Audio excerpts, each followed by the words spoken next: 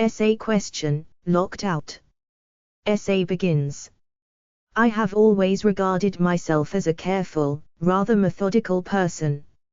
I still maintain this opinion in spite of numerous instances to the contrary, occasions when I have carefully prepared myself for a task, set out the various steps which I have to take, and then carefully followed my plan with the exception of one vital element.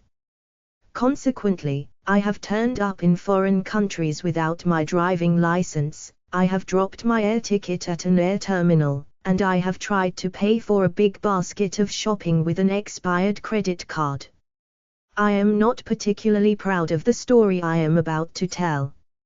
It was an open day at my school, and as a prefect I was one of those in charge of serving refreshments to visiting parents and guests. Some of the drinks were alcoholic, and, what with the heat, and the crowds and the excitement, it is true to say that whenever I took a drink to refresh myself, I did not always make sure that I confined myself to the fruit juice. I was 16 at the time, and I felt that I was able to take care of myself. As I walked home in the early afternoon, the sun was bright and hot, and my head began to feel giddy.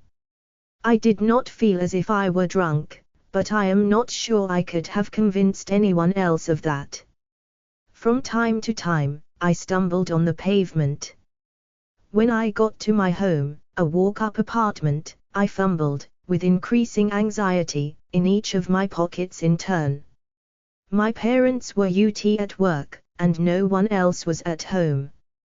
Without a key, I faced a 4-hour wait before my mother returned, so without a second thought, no doubt befuddled and emboldened by the alcohol, I set about clambering up the drain pipe to a second-floor window which was open.